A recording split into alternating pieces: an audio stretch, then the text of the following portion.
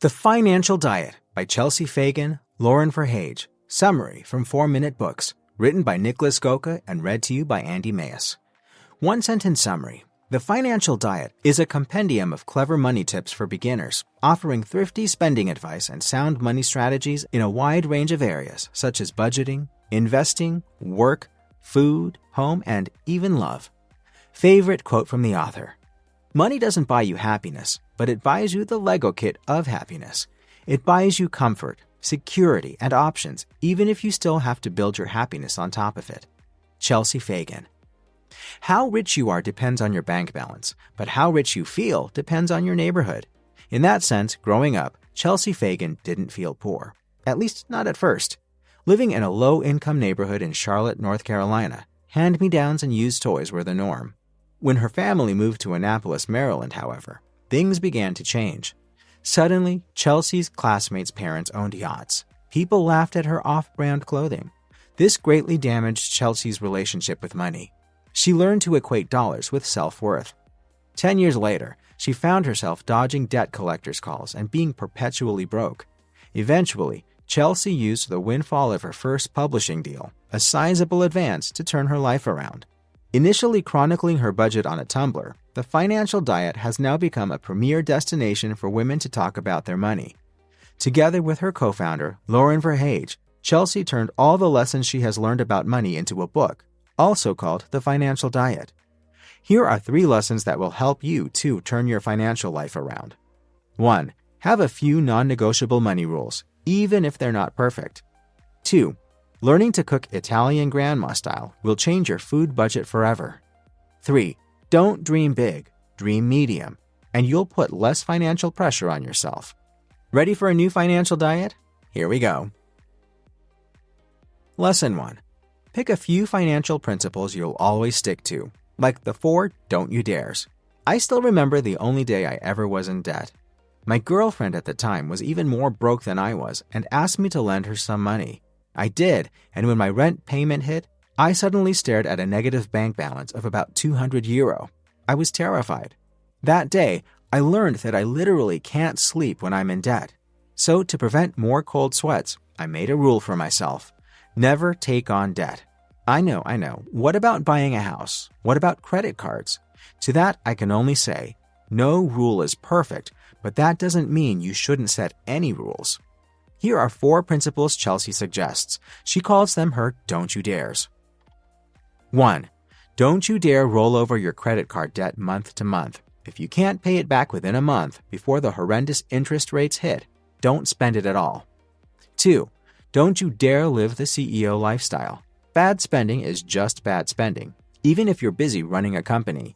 You don't need $300 haircuts and $100 cab rides any more after you start a business than you do now. 3. Don't you dare ignore your bank account. You should check your balance at least twice a week, Chelsea suggests. 4. Don't you dare wait for savings to magically appear. They won't. Commit to a hard savings rate. Then automate those payments. Life is full of compromises one way or another. You might as well make some in advance and at least fully reap their benefits. Plus, you can always change your money rules once they really hinder you from moving forward. By the way, did you know that 89% of the people who regularly watch this channel do not subscribe? So if you've ever enjoyed any one of our videos, please do us the honor and hit the subscribe button. It makes a bigger difference than you know, and the more people watch, the higher quality summaries we can create. Thank you, and let's get into... Lesson 2. Take some inspiration from Italian grandmothers cooking to enjoy food more and save money. From age 14 to 18, Chelsea painstakingly saved up $10,000 from working all throughout high school and saving 75% of each paycheck. Once she got full control over that money, she immediately blew it on fancy clothes, food, and parties. When she later reevaluated her relationships with those things in the food section, she took a page out of her partner's Italian grandmother's book. Instead of obsessing over individual recipes and paying a lot of extra money for assembly and delivery, learn to cook with whatever you have. This way, you will spend less, fret less about grocery shopping, and enjoy food a lot more. Here are some Italian grandmother secrets. 1. If you have some oil, spices, garlic, and onions in your house, you can whip up a quick meal with almost anything. even if all else you have is 2 eggs or a bunch of 3-day-old veggies. 2. Cook in batches rather than meals.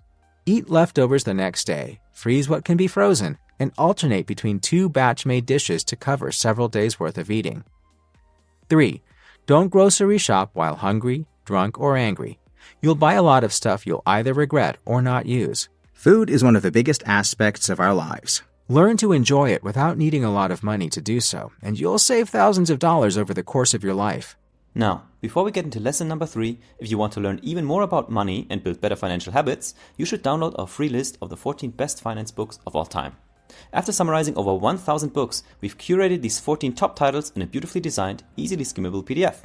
It will help you pick your next great read about money, wealth, and investing. Just enter your email using the link below this video, confirm in your inbox, and we'll instantly send you the list, free of charge. Alright, let's dive into lesson number 3. Lesson 3. Dream medium instead of big to pressure yourself less, yet still make progress. In a world full of flashy Instagram posts, millionaires showing off their villas on YouTube, and everyone bragging about their latest win on LinkedIn, going small is an act of rebellion. On her now famous YouTube channel, even at 1 million subscribers, Chelsea refreshingly talks about getting rid of clothes, an exotic but demanding plant, and fancy bed sheets. Instead of more, she shows you how to be happy with less. When it comes to your dreams, Chelsea offers a similar approach. Instead of dreaming big and putting a lot of pressure on yourself, financial and otherwise, dream medium and enjoy the fruits of your honest labor. Having big goals is great, and you should always earnestly pursue them. But a touch of realism is more likely to help you than hinder you. If you're a single dad with 2 jobs and some student loans to pay off, there's nothing wrong with taking life day by day until you're debt-free. Then you can still raise money and launch your startup. Everything is possible, but not anything is possible at any given time. When should you take risks, and when is it better to play it safe for a while? Take time to make big life decisions and plan well in advance. Even if you dream medium, achieving your financial aspirations will still feel magical. Hey, this is Nick, the founder of 4-Minute Books, and if you feel a little bit better equipped to handle your money after watching this video, then you should watch this next one, where we share even more tips and tricks on how to grow your money, invest wisely, and hopefully retire young. Click on through and let's learn how to earn the big bucks.